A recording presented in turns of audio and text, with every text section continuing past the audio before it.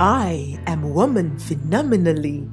Phenomenal woman? That's me, Maya Angelou. Welcome to this segment of the Afrocentrist Podcast, The Woman, Her Story, and Her Impact, where I get to speak to women from across the globe, sharing their stories and how they are impacting their world. Coming to you every Wednesday, 4 p.m. GST. Of course, with your favorite show host, the energetic EJ. So make it a date with me every Wednesday. The Afrocentrist Podcast, proudly African. Hello and welcome to this episode of the Afrocentrist Podcast, and especially this segment, The Woman, Her Story, and Her Impact, where I get to speak with women, sharing their stories, and especially how they are currently impacting their world. So welcome. This is the energetic EJ, and I'm always delighted, always, once the camera comes on, and I'm here to speak to you and to share with you the story of an amazing woman from whatever part of the world. I'm always excited. So today on the show, I have a young lady all the way from Nigeria who I'm going to be speaking to today. So you want to sit back, relax, and enjoy our conversation. But first, let me, share with you her short profile, and you're going to read about her long profile in the description of this video. She is the president of Africa's foremost writing and business community called Brilliant Entrepreneurs and Writers Academy, BEWA, a community of over 44,000 writers, authors, and entrepreneurs. She is a writing coach and book consultant, teaching you how to write professionally, birth brilliant books, and become highly paid. This is the person we want to talk to today. Her name is Eno Sam, all the way from Nigeria. And I can't wait to introduce you to her. I can't wait for you to meet her because I'm also excited to, share her story with you, for us to both meet her on the show together. All right. I'll be right back with my guest. Don't go anywhere, but please feel free to grab a cup of tea, a cup of coffee, or a bottle of water if that is what works for you. And I will be right back with my guest.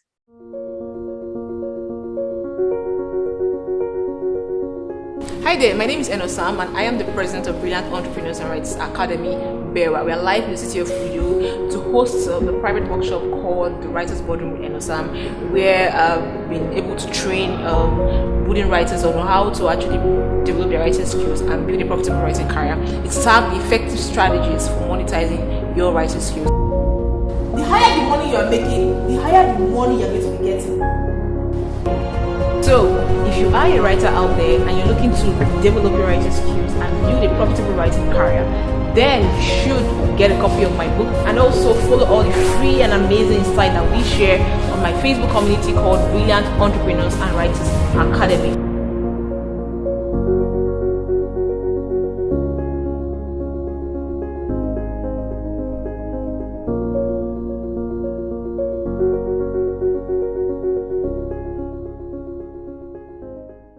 All right, guys, my guest is here. Yes, it's a bit sad that I'm not in the same place with her, but I can't wait for them, for the time that we're going to meet and be in the same room together. But it's so great to connect with you, Eno Sam. How are you doing today? I'm fine. Thank you so much for bringing me here. It's an honor to be here. Awesome.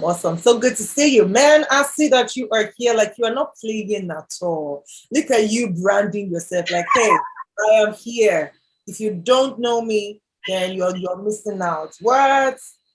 Yeah. I love the video though. So cool. Thank you so much. Energetic Ejugo.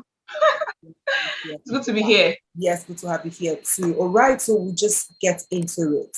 First of all, I like to ask you, and I like to do a fresh introduction for my guests, right? Just like, hey, let us meet you afresh. Okay, so my question for you first is, if I were to ask you, who is Eno Sam, what would your answer be? All right, so who is Eno Sam? All right, so Eno Sam is this young lady who started out life, wanting to become an author, wanting to become a banker, basically. And I was this introverted person, okay? I like to stay indoors. I like to, I didn't like the public space, basically. So anything that has to do with public showing up. I didn't like such things. So I was this quiet person who felt that, she had to be reserved. That's who I was. All right. But as time went on, I realized that, my purpose was, in tandem with being out there. And I knew that, I had some gifts that the world was waiting for. And that was how the transition from who I was into who I am, happened. All right. So who am I now? I'm now that confident young lady who is now impacting our world, who is passionate about youth leadership, who is passionate about youth development and empowerment, and who is doing all the amazing stuff in the intellectual space. So that's the summary of who I am. I love it. I love it. I love it. It gives us like an idea of, okay, I've not always been this person that you know now. There is a backstory to it. Yes, there's a backstory to it. So what happened?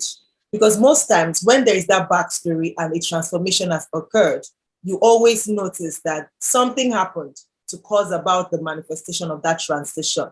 I'm sure it happened first inside within before it came out. But what was that event for you that brought about that switch? So I heard you mention that you were a banker and then now you are a writing coach. How did it correlate? Because that must have meant that you probably read or studied something like maybe biz admin or banking and finance or something like that. Anyway, let me not tell your story. Let me allow you tell it. What happened to you?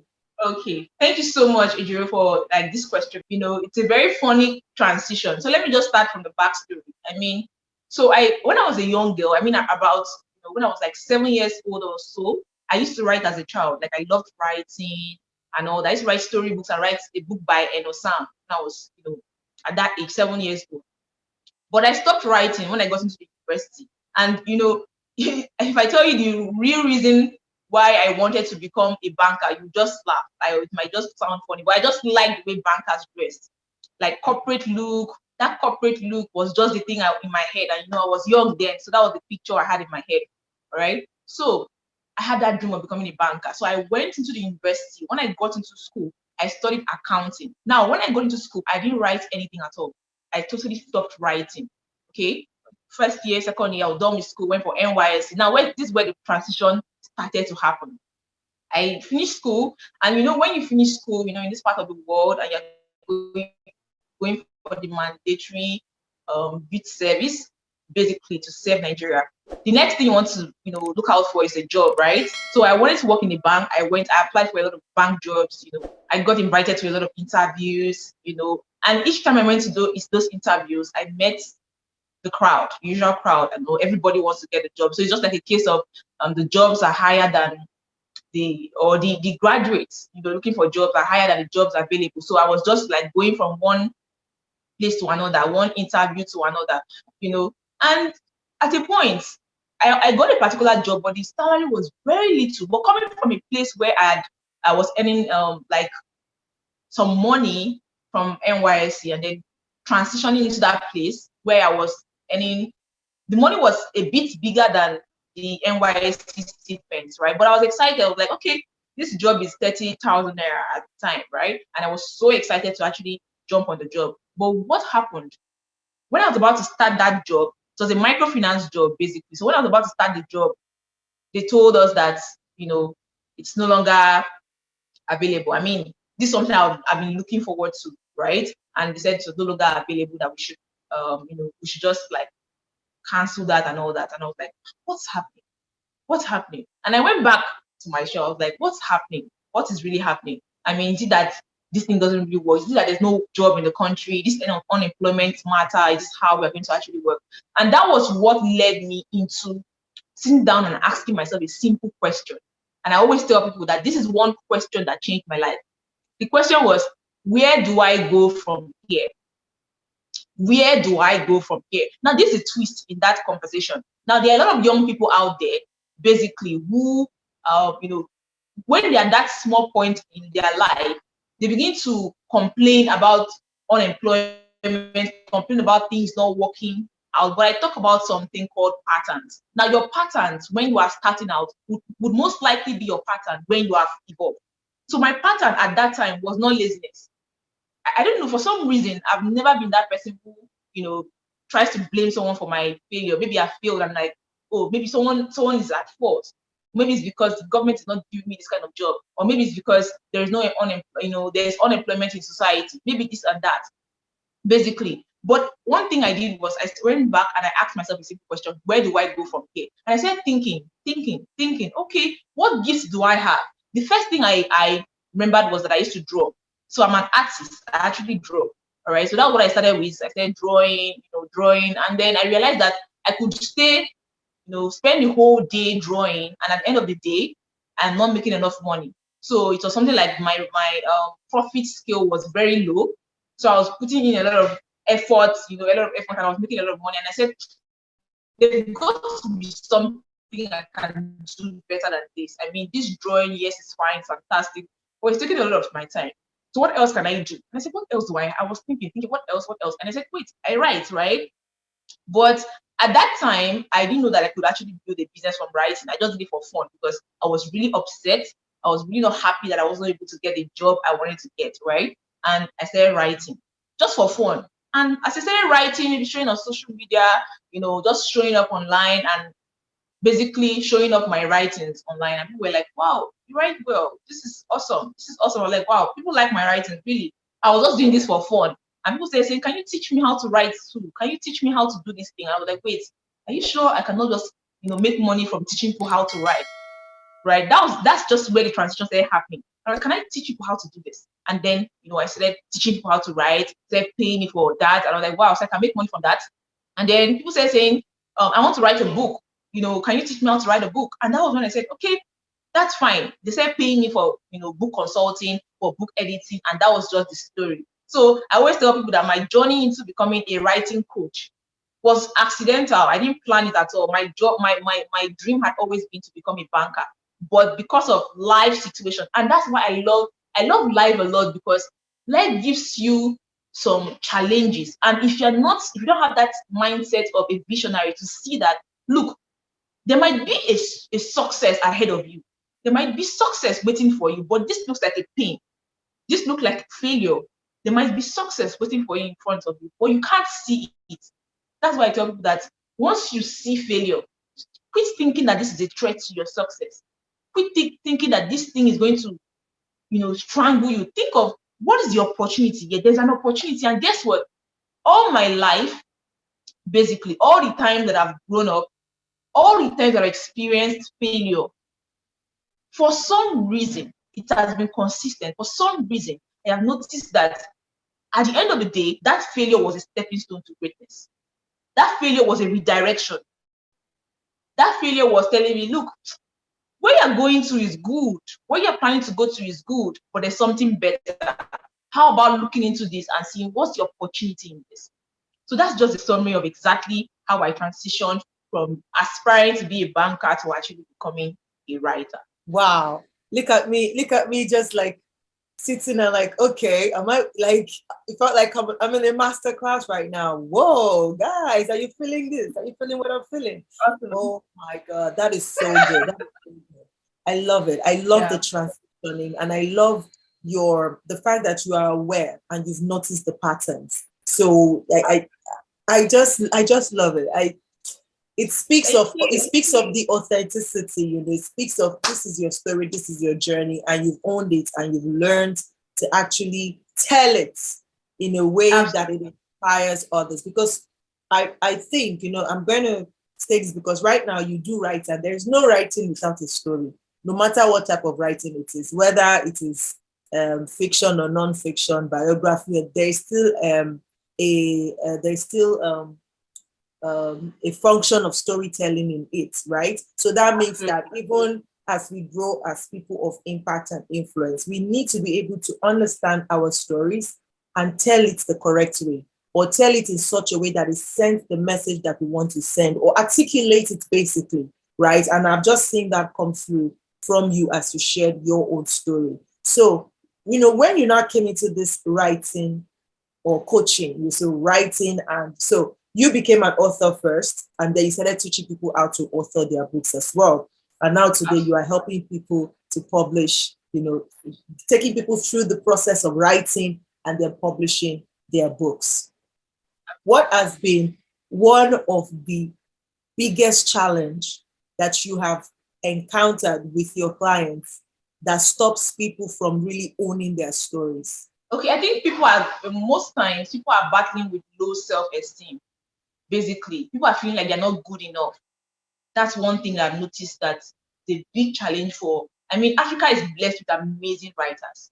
Africa is blessed with people who are talented, but they need that extra push, to come out there. A lot of people are talented, they have gifts, like they have stories. I mean, that brings me to a question I got one recently when I was doing a particular writer's show, and the person was like, you know what?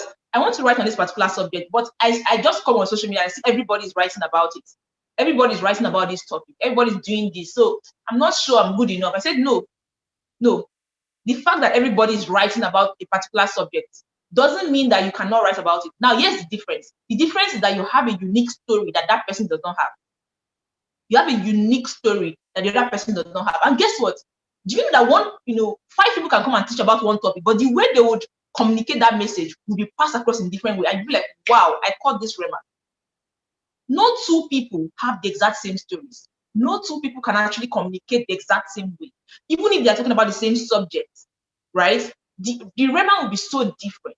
So you have to come up with your personality. So that has been a very huge challenge for African writers. I mean, that's why we had to create a platform like BEWA, basically to make sure that we encourage people to come out of their shell, And one thing that excites me is the fact that when I wake up and I see people saying, oh, I was once introverted, but coming to your community and then engaging has brought me out. I was like, wow, awesome. Because that was my own transition story, right? That was my own story of, I felt, not like I was feeling like I wasn't good enough per se, but I was this quiet, reserved person who felt that my gifts were only for me and me alone. So now people are beginning to come out. So that's one challenge that I see that African writers are facing. And that challenge I see that African writers are facing is more about their delivery, basically. One of the reasons why I called my community brilliant entrepreneurs. So that word brilliant is very intentional. Why? In this era of self-publishing, right? It's a very huge challenge, which I'm really, really working towards fighting or, controlling, basically. And it's already making progress. I mean, people can just wake up one day, write a book, and head to the press. They just wake up one day, write a book, and head to the press. And they print that book and get it published. Now, the problem with that is that they are not able to communicate their authentic self to their audience. So their audience are experiencing they have big version of them. Why? Because they are not able to communicate their thoughts. Now, it is one thing to know how to write, all right? It's another thing to know how to write a book. And it's another thing to know how to communicate your ideas in a way that your audience will see you as an authentic author. Those are 3 different things, right? So these are the challenges I've seen that most African writers are facing. And I feel like we need to promote the narrative of brilliance in publishing. We need to promote the narrative of coming out strong, coming out creatively, to show up strong. I mean, I'm very big on brilliance. I'm very big of intelligence. When I see intelligent works, I really appreciate it. And I mean, members of my community are showing that intelligence. I think we're discussing that the other day about a community member, couples who launched their books on their wedding day. It was so amazing because it was their creative genius, all right? It was their authentic self who were bringing out to share their message in a very fantastic launch. So one of the things I would just tell, African writers out there is to come up with more creativity in brilliance and always think of how can I, position myself, my authentic self, not just a version of myself, not just a version that I feel that people want to accept, but a version of myself that really, really communicates who I am and the lesson they can learn from me. So that's just what I can say about that. That is so fantastic. That is amazing, the work that you are doing with BEWA. So when you talk about brilliance, can you mention 1 or 2 things that you look out for in an author or in a writer that makes you say, okay, this is a brilliant writer who probably just needs to polish up, or this person has potential, but these are the things that you need to look out for if you want to stand out as a brilliant writer? What would those things be? Just maybe 2. I know there are many of them, but just maybe 2 things that can, point somebody in that direction or tell somebody to say, oh, I'm a brilliant writer. Okay, so the thing is that when we talk about brilliance in writing, that's why consultants are there, all right? When we talk about brilliance in writing, especially writing of books, you cannot do it on your own. That's why we have the copy editors, we have what's called copy editors, we have developmental editors, and we have proofreaders. Now, the mistake, in fact, there are many mistakes that prevent brilliance, and that is rushing off to proofreading. Maybe you think you're a good writer, right? And then you rush off to proofreading. All right, that is an error. Why? Because you've not had a copy editor or a developmental editor to look into the concept of your book. So no writer can stand on himself or herself. You can be brilliant, per se, but you cannot necessarily communicate your thoughts in the ideal way that I would call brilliant. What I'm trying to say in essence is that you cannot do it all by yourself. That's why there's a writer, and every writer needs an editor. So your writing can come in a good concept. It can come in a way that is presentable, but it could be done better. That's just the idea. It could be done better. That's where you need professionals. I mean, talking about challenges, the question you asked before was that, talking about challenges and African writers in general, most writers feel that sense of, I know what I'm doing. I know what I'm doing. I'm brilliant. I'm brilliant. I know what I'm doing. I'm brilliant. And guess what?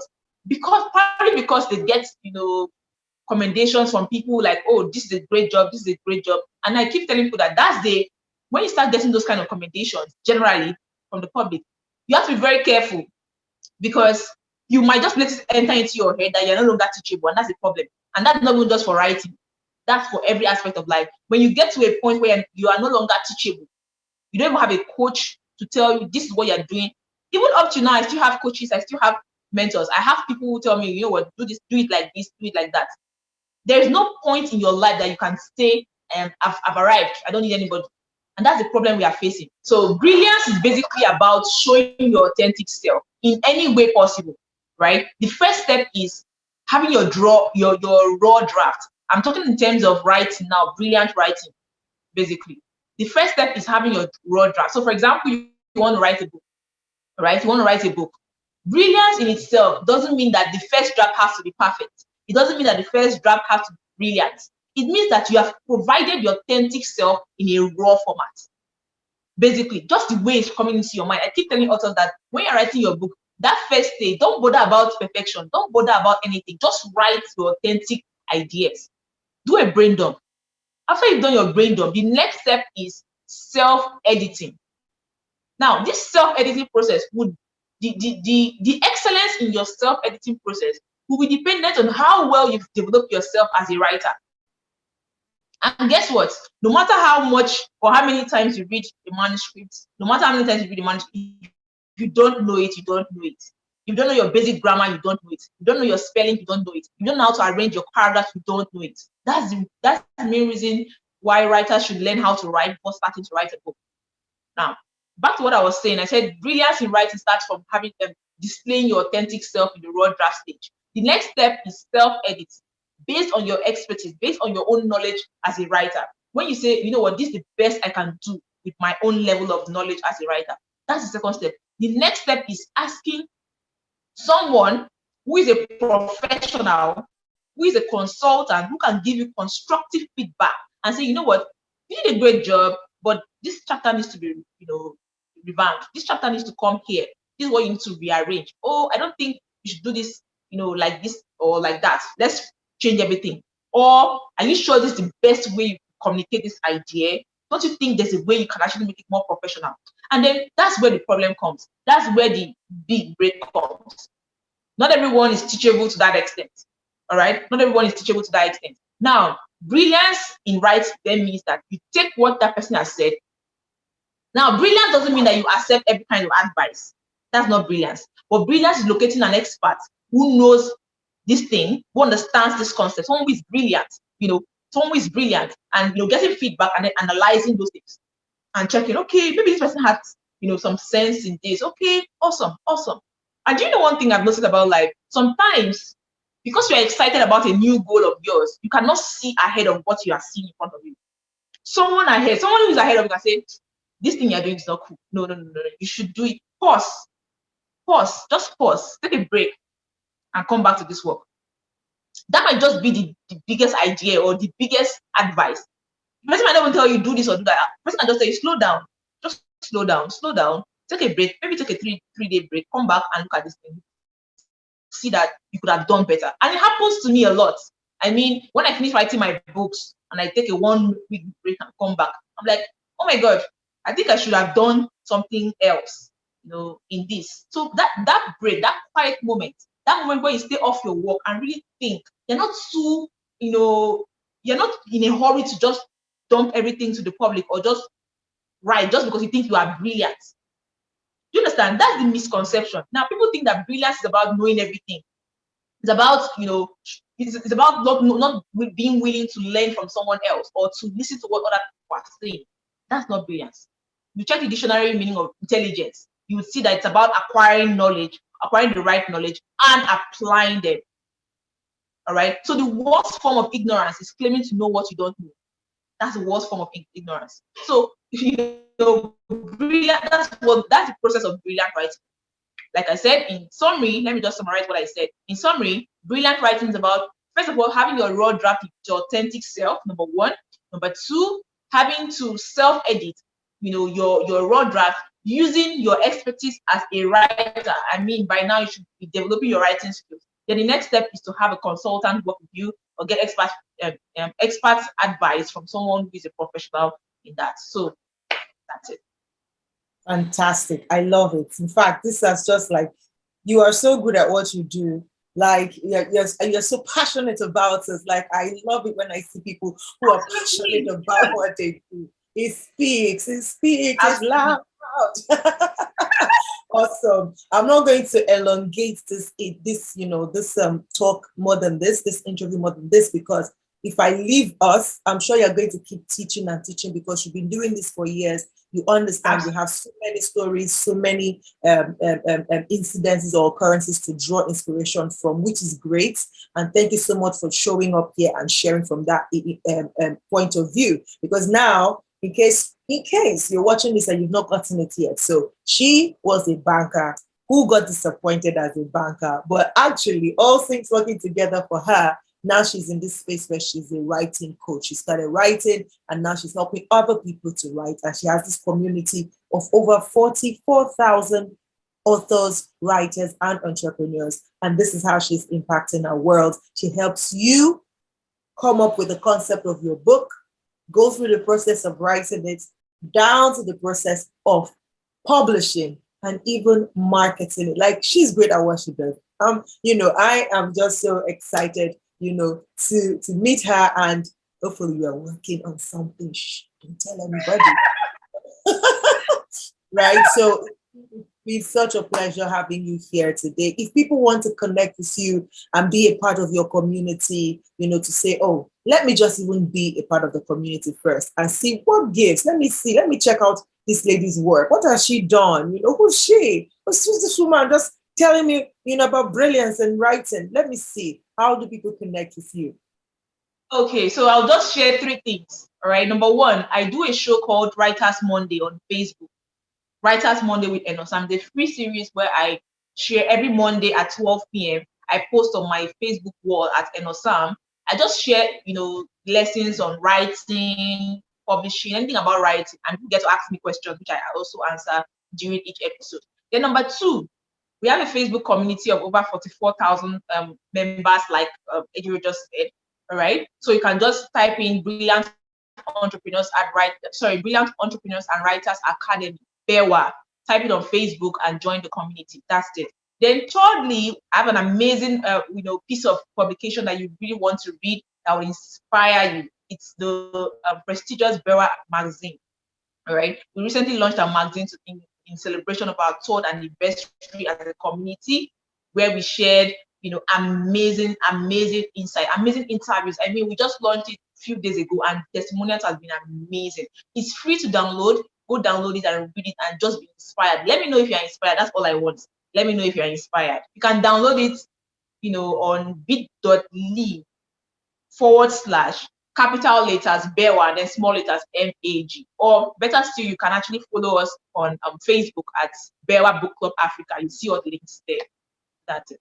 Amazing. Don't worry. I'm going to put all the links. I'm going to share all the links in the description of this video, as well as the description of the audio podcast.